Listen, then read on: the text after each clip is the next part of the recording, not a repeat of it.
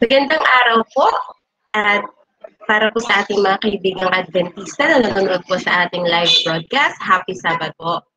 Sa amin pong mga kaibigan, ang Happy Sabbath po ay isa pong pagbati kung saan dumarating po ang araw ng kapahingahan from Friday sunset to Saturday sunset. So Happy Sabbath po. At ngayong gabi po ay salamat po sa patuloy na pagtangkilik sa ating seryeng pinamagatang Jesus Teaches Me How To, kung saan tuturuan po tayo kung how do we conquer online learning, especially ngayon po sa new normal po, kung saan online learning po ang number one na mode of education nga po.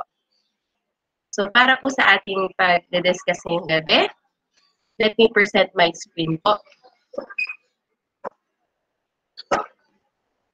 Yan. So kung kayo po ay nasa inyong bahay, i-share po natin ang ating feed na ito para po ma-bless din naman po ang ating ibang mga kaibigan naman po sa ating Facebook. Yan. So ngayong topic po, Jesus teaches me how to take an exam. So syempre po, as part of education, examination is really important. So, sabi nga po dito sa isang quote, it's not about how bad you want it, it's about how hard you are willing to work for it. So, kahit po gusto mong pumasa, kung hindi mo naman ginagawa ng paraan para pumasa and you're not working anything about it, then hindi ka nga papasa sa mga examination. Ngayon po, ang mga exam po ng ating mga estudyante ay pwede pong gumagamit ang teachers nila ng Google Forms. This is my favorite po. Especially po kasi makikita mo agad yung response and automatic pong na-check ng kanilang sagot. We also have what we call quizzes. More on games po ang quizzes at Kahoot. Kung last year po, kung familiar po kayo sa AY time po ng CLC, and po gumagamit po sila ng Kahoot for Bible study ng AY time. And there are other applications as well. Menti, math application, or minsan naman po we use Google Docs kung saan makakapag-exam po sila. Sabi nga po, exams and tests are a great way to assess what the students have learned with regards to any particular subjects. So, para po malaman namin mga teacher kung ano yung mga natututunan nila, they have to take tests. Sa public school system po, and I think sa private din po, we have what you call the written works and the performance tasks. Written works are the quizzes, summative tests, long tests. Ngayong pandemic po, we have no periodical exams in public schools. Instead, we have long quizzes or long tests para ma-assess po yung learning ng mga bata. And as for performance test naman po, ito po yung parang mini project. Most of the time po, they are asked to video themselves or make something from things around their homes. Tapos, videohan nila, pipicturean nila yung sarili nila, explain their work, and ipapasa po sa amin through Google Classroom. Yan. So, diretso po tayo. Siyempre, ang exam, ano bang dapat gawin natin? Mag-aral at mag-exam. But what does Jesus teach us when we are taking or to take an exam? So, importante po kung ano yung tinuturo ng Panginoon sa atin when we are taking exams. Let's proceed. Number 1, ang sabi po dito, trust in God, you will excel in your exams. So, totoo po, di ba? Any exam, any type of exams, magtiwala ka sa Diyos na hindi ka lang papasa kung hindi ma-pursue mo yung pinakamataas na grade na kaya mong i-pursue with the help of God. So long as you follow this advice. But seek first His kingdom and His righteousness, and all these things will be given to you as well. Therefore, do not worry about tomorrow, for tomorrow will worry about itself. Each day has enough trouble of its own. It's found in Matthew 6:33 and 34. Kung ang trust po natin sa pag-aaral, iaasa lang natin sa sarili natin, tayong mga estudyante, if we are focusing on, sige, magre-review ako, aasa ako sa inaral ko, sa tinuro ng teacher ko, sa research ko, and we are not leaning on God, then that is a problem. We have to first and foremost, rely on the kindness and the wisdom of God for us in anything we do, especially in exam. So trust God. Natutulungan ka niya. You always pray before the start of your review session. Lord, give me wisdom and understanding habang nagre-review ako. It helps a lot. Also for parents, if you know that your kids or your students are taking exams, ipag-pray po natin sila. Ipagkatiwala natin yung karunungan nila sa Panginoon so that they will excel in their exams. Number 2, don't get tired of studying. God will give you strength. Sa totoo po, marami pong mga bata ngayon na napapagod mag-aral. Perhaps, not just because madami, pero because of the challenges in online learning. Ang hirap na signal, tapos kailangan mo mag-self-study talaga kasi hindi mo naman matanong yung teacher mo, hindi mo rin matanong yung parents mo, especially kung medyo higher learning na siya, tapos yung teacher mo naman. Siyempre, ako personally, I have like 150 students. So, hindi ko naman sila isa-isang matututukan online. Kasi po, we are only given 1 hour for the week. Tapos, 1 hour online session lang po yun. So, kung sino maka-attend, siya lang matuturuan ko. Yung mga hindi maka-attend, I will post the lessons on our groups or our classroom. So, most of the time, ang mga estudyante ay nagsi-self-study. So, nakakapagod po siya. Pero sabi nga po dito, huwag kang magpagod mag-aral kasi tutulungan ka ng Panginoon at bibigyan ka niya ng lakas. Do you not know? Have you not heard? The Lord is the everlasting God, the creator of the ends of the earth. He will not grow tired or weary, and his understanding no one can fathom. He gives strength to the weary and increases the power of the weak. So yan. So hingi po tayo ng tulong sa ating Panginoon according sa Isaiah 40:28 and 29, at surely He will give us the strength to accomplish anything, even if it is studying. We may say na nag-aaral ako tapos hihingi pa ako ng tulong sa Panginoon, ang dami niyo ng problema. But that's not it. For every walk of our lives, parents and students, humingi tayo ng lakas sa ating Panginoon. Number 3, no exam is higher than God's power. He can make you excel. Ayan. So sabi nga po dyan, huwag kang matakot sa exam. Huwag mo katakutan ng exam dahil gagawa ng Panginoon ng paraan yun.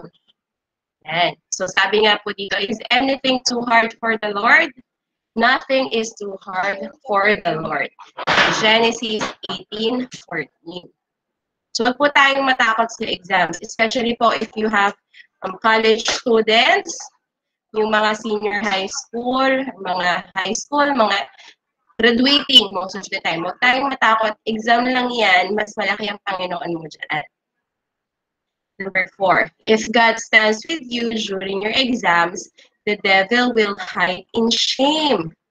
So kahit po si Satanas, minsan talaga gumagawa siya ng paraan kung saan yung ating pong pagtatrust sa Panginoon at ang ating inaral ay minsan talaga panghihinaan tayo ng loob. Pero sabi po dito, the Lord is with me. I will not be afraid. What can mere mortals do to me? The Lord is with me. He is my helper. I look in triumph on my enemies. It is better to take refuge in the Lord than to trust in humans. It is better to take refuge in the Lord than to trust in princes. Minsan po kasi pag nag-exam tayo, or yung mga estudyante po, parents, tandaan niyo po ito ha, minsan pag nag-exam sila, tapos matatakot sila kasi minsan hindi nila naiintindihan yung lesson or hindi sila handa. So, mas takot sila sa teacher nila. But that should not be the case po. Sabihan niyo po sila na huwag silang matakot magtanong sa teacher nila if it's exam time. Lalo na po kung yung mga estudyante po sa public schools, tayo po sa government schools, huwag silang matakot or mahiyang lumapit sa mga teachers nila. Kasi po, ang Panginoon ay kasama po nila. Kahit nga daw po ang demon, di ba? Ang devil, matatakot yan. Hindi yan gagawa ng kung ano pa mang ang tutukso sa mga estudyante because cheating is very, very easy during these online sessions. Napakadali po talaga. But you have to make sure na naiintindihan po ng mga anak po ninyo na ang Panginoon ay kasama nila kaya hindi sila kailangan matakot na bumagsak or hindi nila kailangan mag-take risk because Satan will go away if God is with them.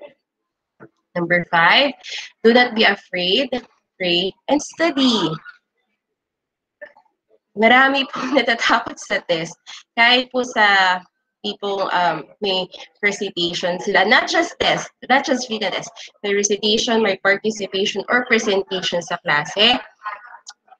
During face-to-face classes po, may mga estudyante po akong uma-absent because magre-report na pala sila or sila na yung mag-present and they are not ready.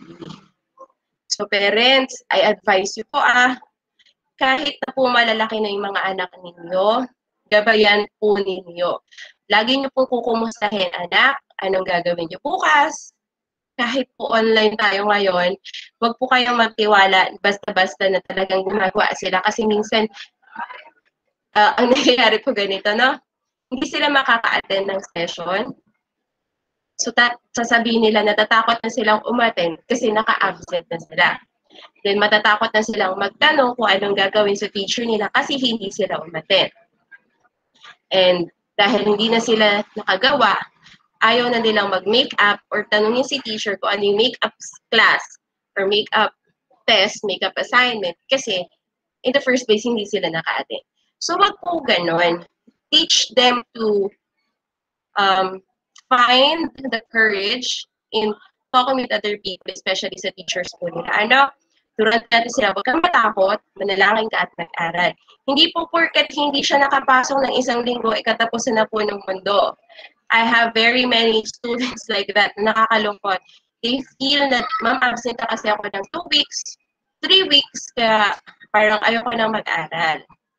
But that is not the case po, If we are leaning on the everlasting Father, then we should know not to be afraid, but instead pray and study.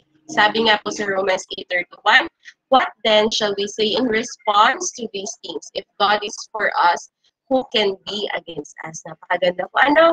Hindi lang po ito tungkol sa pag-aaral, pati po sa buhay nating mga magulang. Huwag tayong matakot. Let's pray and do what is to be done. Number 6, repeating an exam, God has your back this time. There are many instances po kung saan students have to repeat an exam.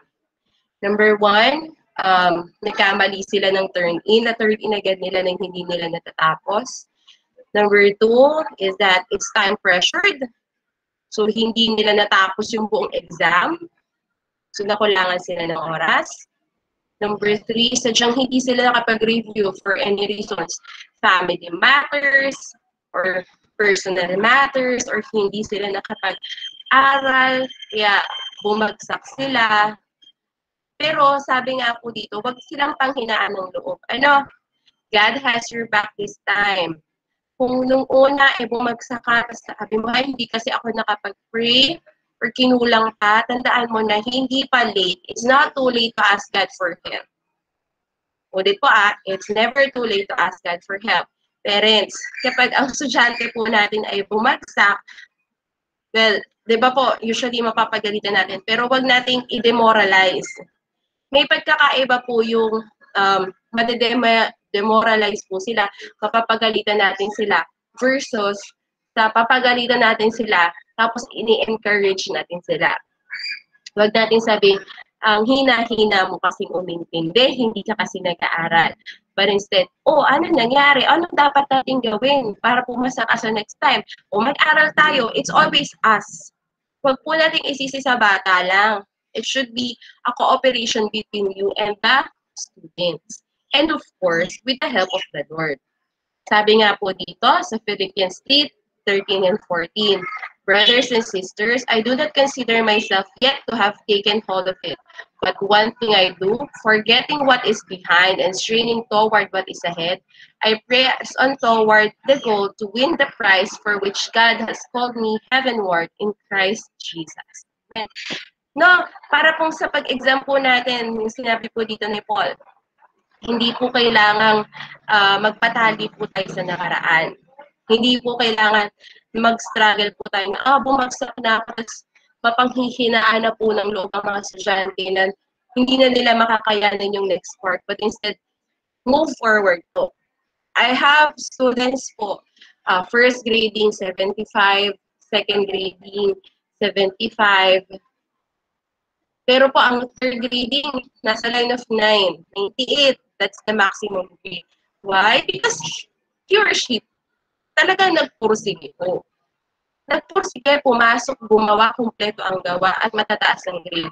So sabi, ito po yung lagi ko po sinasabi sa kanila, not let your past instruct what you will be in the future. Kahit pa bubagsak ka no first at second grading dahil hindi ka nakapasok, yung kalimutan mo na yun, yung third grading, galingan mo, yung fourth grading, galingan mo, yung papasa ka. So, ganun po, parents, ha? Hindi po porket bumagsak yung anak natin ng first or ng second grading, isasabihin natin, huminto ka na lang na pag-aaral. Instead, i-push po natin sila to go further and to step forward, press on to the goal para makapagtapos po tayo ngayong school year na ito. Number 7, struggling with sleepless nights, God will keep up awake. Yan. Hindi po ibig sabihin po nito na na nagpupuyat po sila. But instead, may mga estudyante po na sa sobrang stress ay hindi na makatulog. Natatakot po sila sa exam. I, for one, when I was in college, papatulugin na ako ng papa at mama ng around 9:30 p.m. Pero po when everybody is asleep, 11, I'd open my lights sa kwarto, and then I'll review. Tapos, magigising ang papa. Kapagalitan ako. So, turn off the lights. Tapos, maya-maya, mga 1:30, 2 o'clock, open the lights na naman. Tapos, review na naman. Tapos, syempre, mapapagalitan na naman. So, patayin. So, hanggang oras na ng gising, gigising ako ng 4:30. Tapos, 5, I have to wash up na to go to school. And that ended for at least 1 week. Kasi sabi ng teacher namin, may exam kayo. And then at the end of the day, talagang yung pagod at puyat, nakasama po talaga sa akin. So sabi po dito, if it's sleepless nights because of studying and because of worrying, dahil natatakot po tayo, tandaan natin na ang Panginoon ay kasama natin. He will keep us up. In peace I will lie down and sleep, for you alone, Lord. Make me dwell in safety. So if we fear the exam, ipanalangin natin sa Panginoon, mga estudyante ha, ipanalangin niyo sa Panginoon, and then get your sleep. Because sleep is very, very important. Parents, sa inyo din po, kung magdamang problema tayo, paano natin paaralin yung anak natin, paano natin susuportahan. Pray to the Lord, and then sleep. And God will do miracles when we wake up. Yun po ang pangako po niya sa atin. Number 8, have faith in God. He will not let you fail your exams. Amen. Mga estudyante po nakikinig, sabi nga po, maniwala ka. Hindi yung, nag-pray ako, pero parang hindi ko feel, natutulungan ako ng Lord. Sabi po sa Deuteronomy 31:6, be strong and courageous. Do not be afraid or terrified because of them. For the Lord your God goes with you. He will never leave you nor forsake you. Sabi nga po, di ba, kahit maliit ang pananampalataya, it can move mountains. Exam lang yan. Ang laki-laki ng Diyos mo, anak. God will be with you.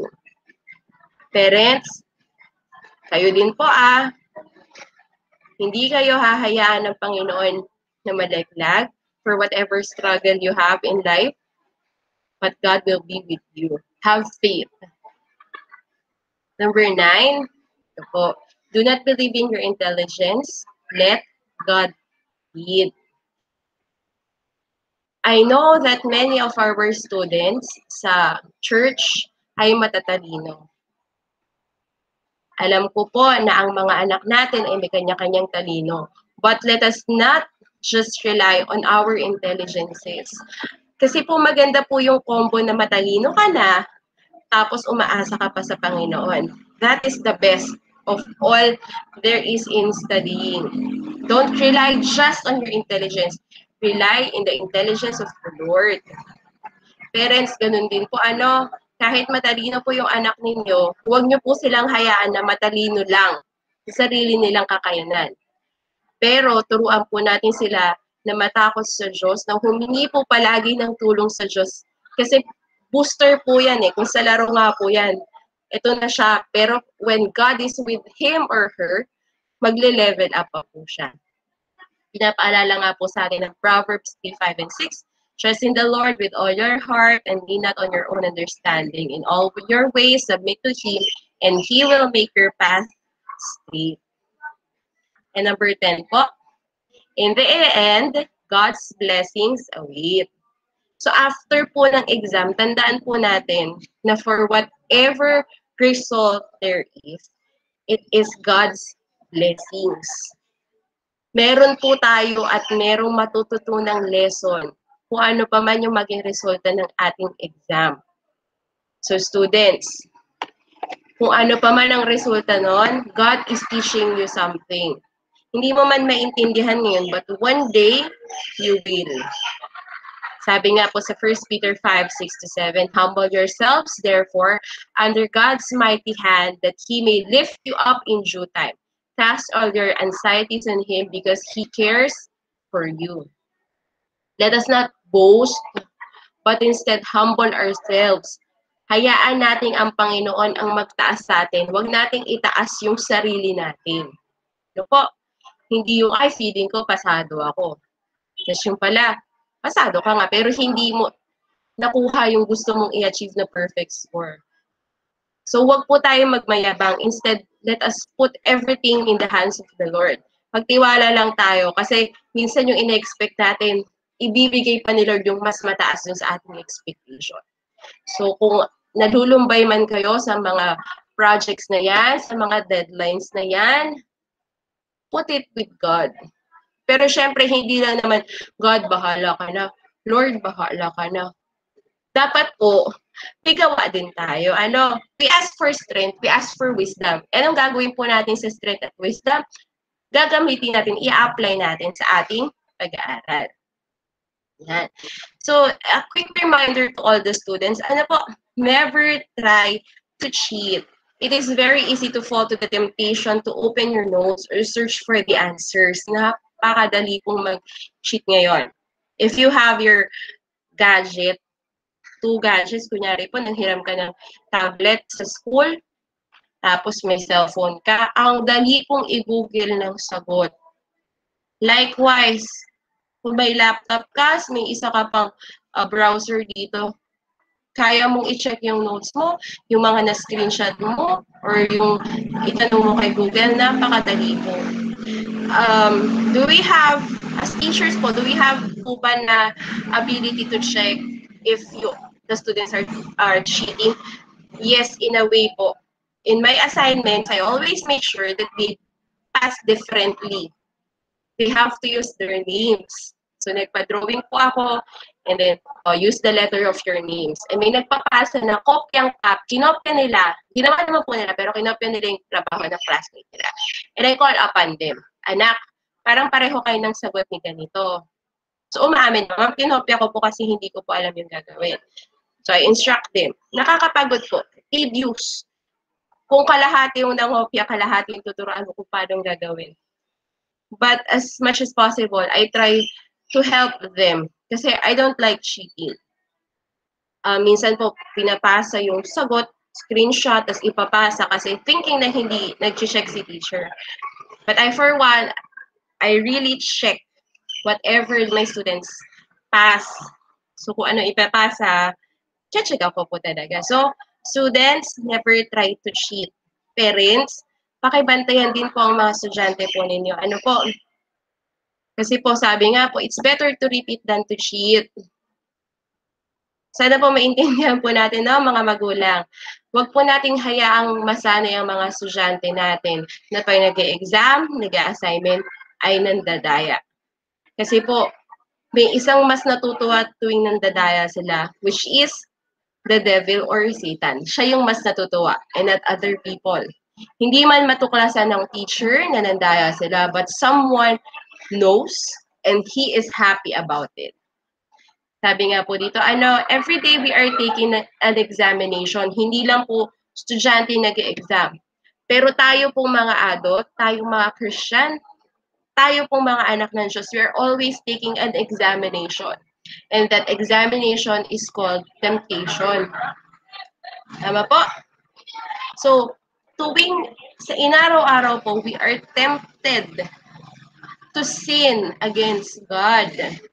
We may not know it, but in every simple step, in every single step that we take, there is always a temptation.